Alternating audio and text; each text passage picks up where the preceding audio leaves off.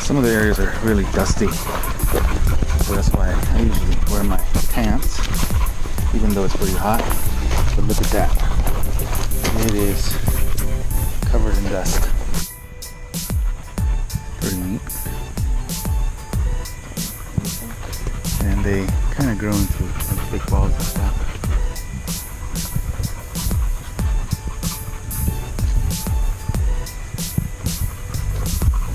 There's more up there. I don't know what they're called. If you know what they're called, let me know.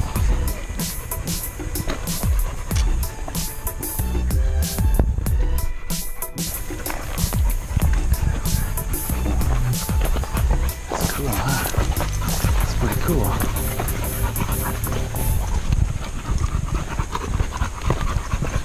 It's almost like they're more prolific at a certain elevation. Same thing with huckleberries. You know, they're like a certain elevation. That's where they grow the most.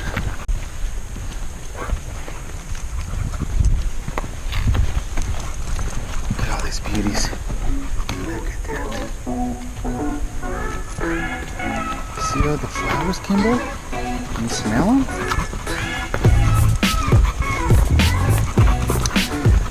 If you go up towards Sheep Lake, so where we parked, we crossed the road and came over this way. But if you stay on that side and go up to Sheep Lake, later in the year, like in hey there.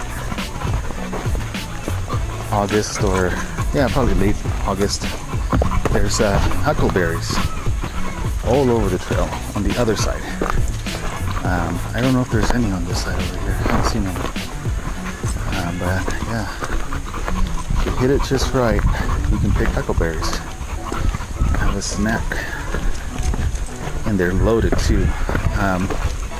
It's a pretty steep hill, but you can still pick quite a few. One time we went up to Sheep Lake and we took off our hats and started picking.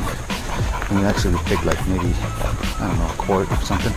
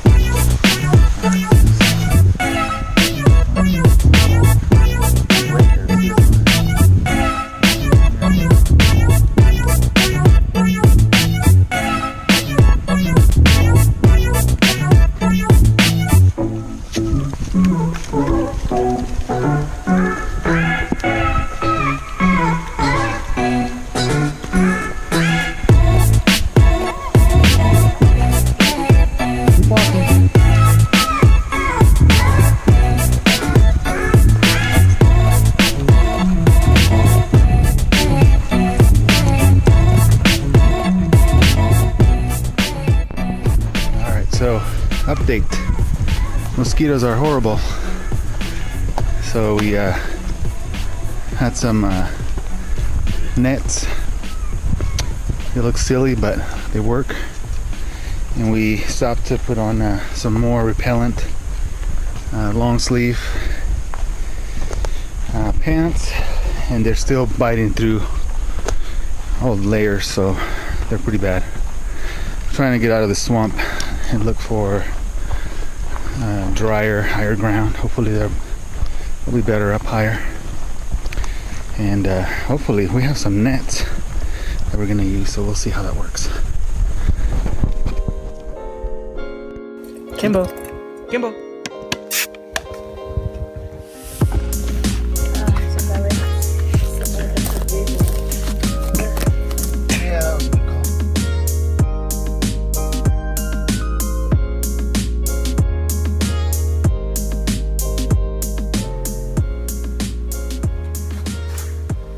Our view from inside our tent, so you can see through this net, which is pretty cool. Doesn't really feel like you're inside a tent.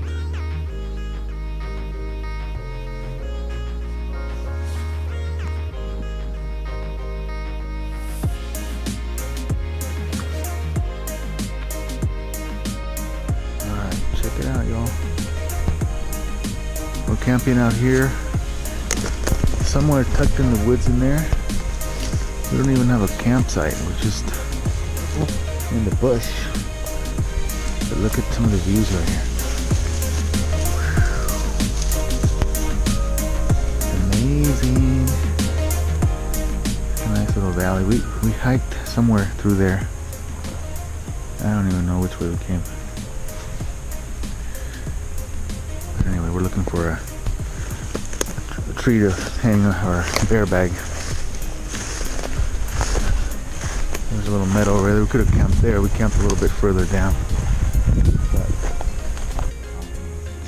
you're like, come on, guys. Except we're gonna go that way. Alright, so just an update on the mosquitoes. So the mosquitoes were so bad over by Dewey Lake that we seriously considered going back because it was bad. So it was either going back to the car or going past it, just to look for higher ground, drier ground. And so we decided just to push on. That's the original plan anyway. And we kept going, and they were way better about a mile or 2 miles past Dewey Lake, and that's where we look for a camp. There's a campground about 2 miles past Dewey Lake, and it was pretty much full, so we decided just to keep going. And we found just an area by the trail. You're not supposed to camp by the trail, but we had to. And it was actually a pretty nice spot. We got some tents, actually some nets. All we got is just nets, ground cloth from SOL, and I had an SOL BB Escape, and my wife had a 20-degree down bag, and I had a Aegis Max down sleeping bag, which I kind of used like a quilt. I just zipped about maybe 2 feet, put my feet in there, and then the rest of it like a quilt. And I was inside the BB, and I was pretty warm. And all we had is just a net. It's supposed to get down like in the 50s, so it wasn't that cold. And then Levi was in hammock, and he was inside a down sleeping bag. Actually, no, he used it as an under quilt, and then he had a Costco down top quilt and a net, and that worked fine. Mosquitoes weren't that bad up here. So if you're hiking up here in July,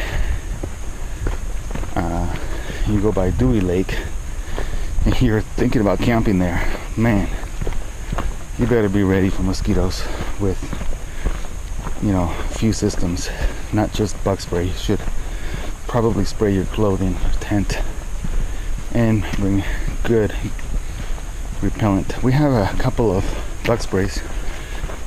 One of them is off, Johnson & Johnson, I think. And then we got another one we got at Cabela's. It's kind of like a Sportsman repellent that is way better. It's got the little manual spray bottle. and it seems like it goes a long ways, and it works better. And it tastes really bad when you put it on your lips, but that is better than the other stuff.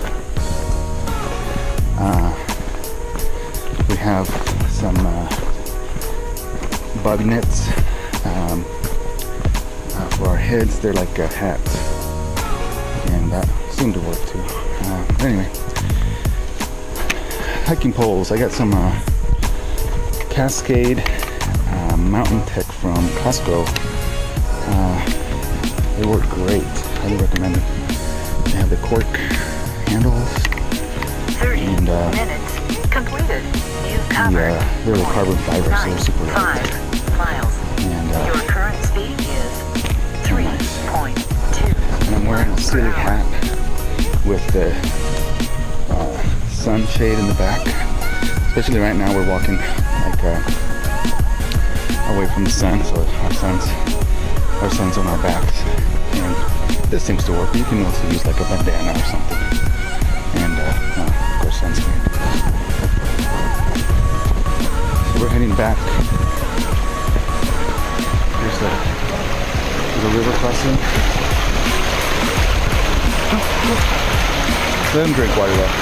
Okay. It's alright. Let him be lost. You want some water here? Some water. I have trying a new filtration system. It's a Petadine. It's like a soft water filter, super collapsible, so it's really cool because you can store it like this, and that's the filter, which is open. You can actually just rinse it out like this. You don't have to back flush. And then this got a big opening here on the top, which is awesome for this. You can do this.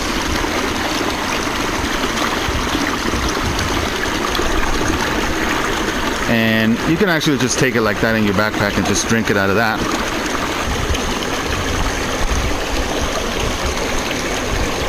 So that's how that works. It's really fast.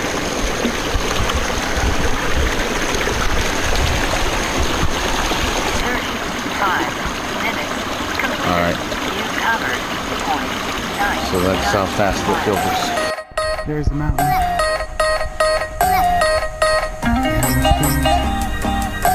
Man, not a cloud in the sky. A little dusty over here.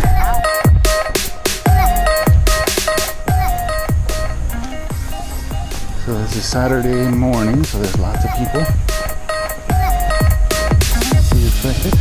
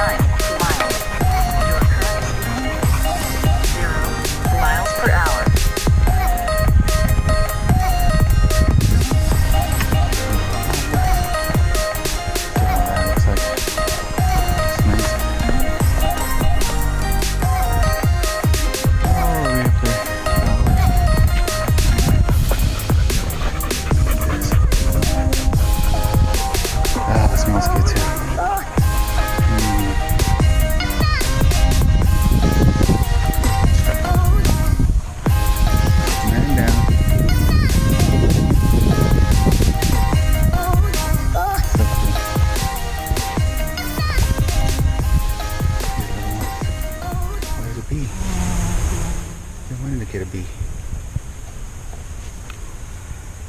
It's really bright. Yeah.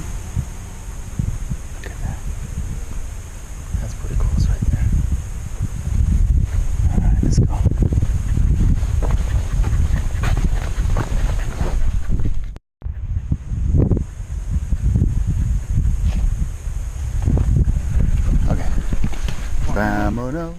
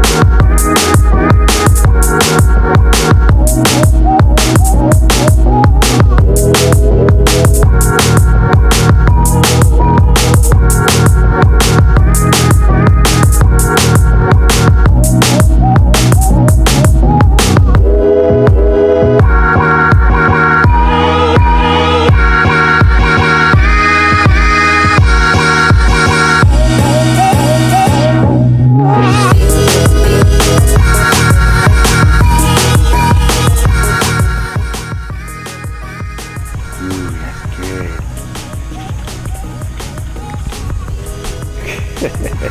good.